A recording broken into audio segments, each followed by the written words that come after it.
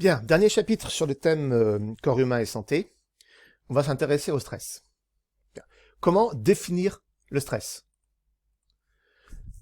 Lorsque votre organisme est stimulé par une perturbation de l'environnement, il va réagir pour s'adapter. L'ensemble des réactions d'adaptation à une perturbation de l'environnement s'appelle le stress. Donc le stress est quelque chose de bénéfique pour l'organisme. Après, on distingue deux types de stress. Le stress aigu, qui va constituer une réaction normale, une réaction ponctuelle, une réaction rapide d'un organisme qui va être soumis à un agent stresseur. Cette réaction normale permet à l'organisme de s'adapter. C'est le stress aigu.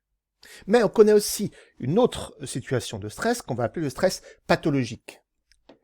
Le stress chronique. Et le stress chronique, c'est pathologique, c'est une maladie, c'est le cas des individus qui sont en permanence stressés, alors qu'il n'y a aucune raison dans leur environnement pour qu'ils doivent s'adapter à une situation perturbée, parce qu'il n'y a pas de perturbation. Donc là, on est sur la maladie. Alors, ce stress chronique, cette situation pathologique, vous n'avez pas à l'étudier pour l'écrit du bac. Si je reprends mon plan qui est ici, d'accord ? Chapitre 19, adaptabilité de l'organisme, stress aigu. Ça, c'est la situation normale. C'est ça qu'il va falloir étudier et comprendre dans l'objectif de l'écrit du bac. Après l'écrit mars-avril, on travaillera le chapitre 20, d'accord ? L'organisme débordé dans ses capacités d'adaptation, l'exemple du stress chronique. Mais ça sera après l'écrit. Pour l'écrit, vous ne devez connaître que les exemples, que l'explication, du stress aigu. Ce stress aigu se définissant par la réaction de l'organisme à une perturbation de l'environnement. Cette perturbation pouvant être multiple, ça peut être lié à des agents sociaux. Vous allez passer bientôt un examen, vous serez stressé. C'est pour vous une perturbation de l'environnement parce que ce n'est pas une situation habituelle. Vous allez, ça peut être aussi, comme agent perturbateur des agents physiques, la température, il fait très chaud, il fait très froid, c'est une situation de stress. Ça peut être des agents biologiques, une maladie, une blessure, la puberté, la ménopause, toutes ces choses-là, ce sont des perturbations de l'environnement, interne ou externe. Ça peut être des agents chimiques, le tabac, l'alcool, c'est une perturbation de l'environnement. L'organisme réagit, l'organisme s'adapte. D'accord ? Et nous, on va voir comment l'organisme s'adapte face justement à la mise en œuvre d'agents stresseurs. Et nous, ce qu'on étudie dans ce chapitre-là, c'est la situation normale d'une personne qui va être stressée. Imaginez-vous le jour du bac, imaginez-vous avant un examen, imaginez-vous dans une situation un peu perturbante, quels sont les signes visibles sur votre corps du stress? C'est assez facile à l'imaginer. Votre cœur va s'accélérer, donc l'activité cardiaque va s'accélérer, le cœur bat plus rapidement, on le voit ici, en phase de stress, l'activité cardiaque, la fréquence cardiaque, nombre de contractions par minute augmente. Si la fréquence cardiaque augmente, ça veut dire qu'en une minute, le cœur va battre plus rapidement, donc le cœur va expulser plus de sang. Si le cœur expulse plus de sang circuleront au niveau des organes, et la quantité de sang qui circule sur un organe, dans un organe, c'est ce qu'on appelle le débit sanguin. Donc quand la fréquence cardiaque augmente, le débit sanguin, en phase de stress, va lui aussi augmenter. Plus de sang arrive au niveau des muscles. Et en phase de stress, les muscles consomment davantage de glucose, consomment davantage de dioxygène. Donc, logiquement, il est normal que plus de sang y arrive. Mais si les muscles consomment davantage de dioxygène, il faut recharger ce sang en dioxygène.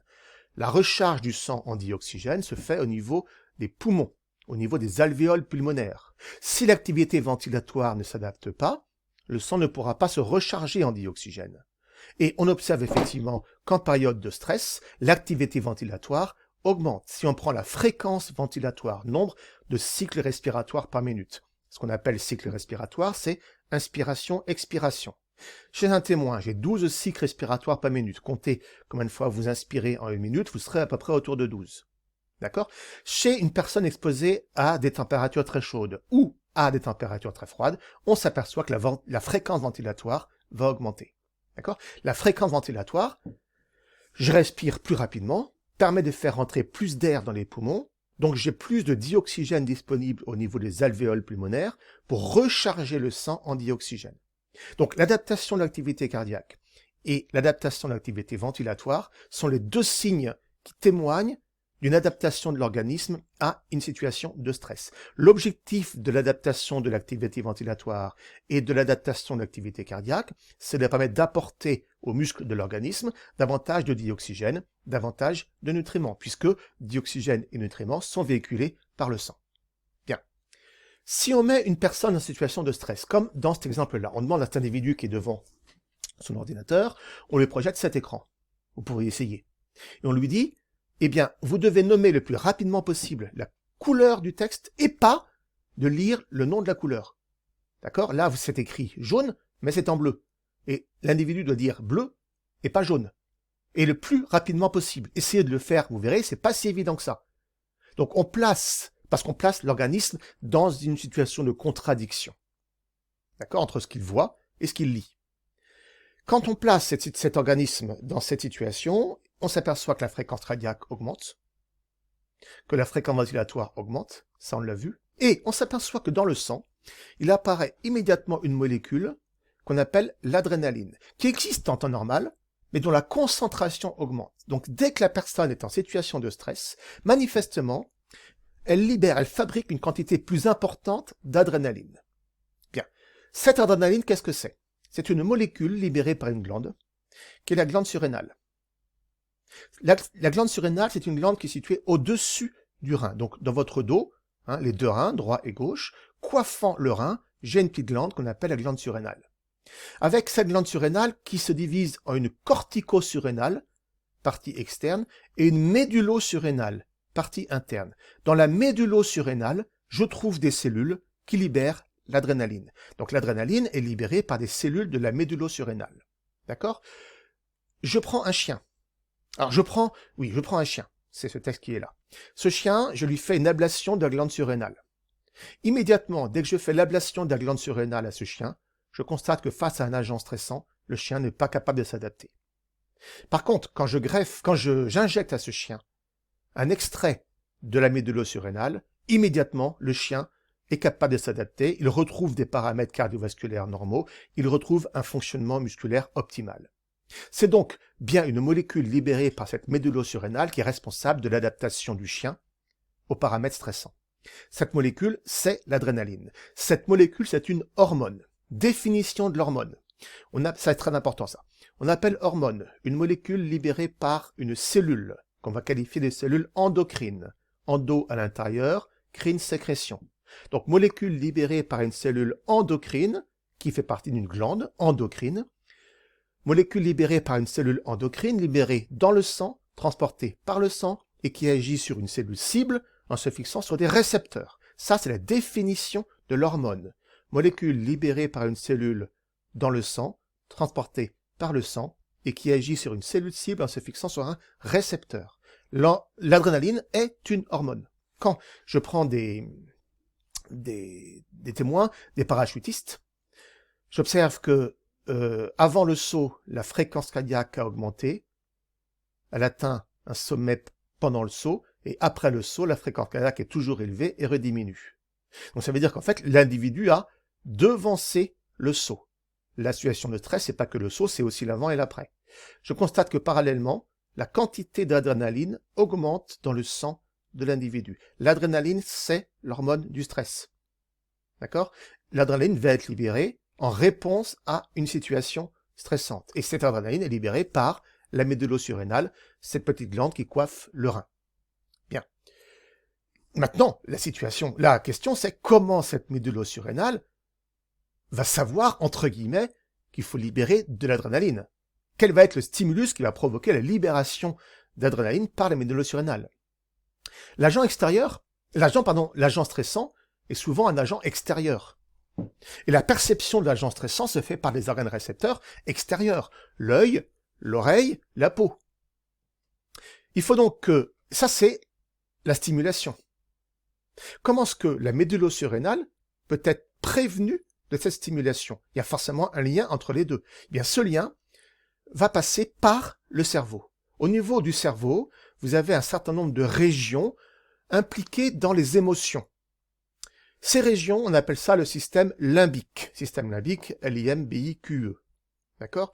Notamment l'amygdale, qui est là. Eh bien, ce système limbique, c'est lui qui va recevoir l'information sensitive perçue à l'extérieur et correspondant au stress. Je vois un lion qui court vers moi, c'est mon œil qui le perçoit et qui va alerter le système limbique. En réponse, ce système limbique va envoyer un message nerveux qui va descendre par le tronc cérébral, par la moelle épinière, qui va sortir de la moelle épinière et qui va, par ce qu'on appelle le nerf splanchnique ici, venir innerver la glande surrénale. Donc la glande surrénale va recevoir un message nerveux qui arrive du système limbique. Et ce message nerveux qui arrive du système limbique va être responsable de la libération d'adrénaline. Et quand l'adrénaline est libérée, on le voit ici, injection d'adrénaline, fréquence cardiaque, quand l'adrénaline est libérée, la fréquence cardiaque augmente. Quand l'adrénaline est libérée, la glycémie augmente. On le voit ici. J'injecte différentes doses d'adrénaline, la glycémie augmente. Pour qu'un muscle se contracte, il faut du glucose. D'accord? En situation de stress, les besoins musculaires vont augmenter. Donc l'organisme va augmenter la quantité de glucose. Lorsque j'injecte de l'adrénaline, la fréquence ventilatoire augmente, le volume courant augmente. La fréquence respiratoire, c'est le nombre de cycles respiratoires par minute. Le volume courant, c'est la quantité d'air prélevée par cycle. Donc je respire plus fort, je respire plus vite. Si je multiplie la fréquence ventilatoire par le volume courant, ventilation par minute, millilitres par ventilation, j'ai le débit ventilatoire, volume d'air prélevé par minute. Quand j'injecte de l'adrénaline, le débit ventilatoire augmente. J'ai plus d'air qui rentre dans les poumons et mon cœur bat plus rapidement. Je peux donc apporter plus de dioxygène aux muscles, d'accord, et dans le même temps, apporter aussi plus de glucose. Donc le muscle pourra faire plus d'activité. Voilà pour ce qui est de la réaction de l'organisme, enfin la première réaction de l'organisme à un agent stressant.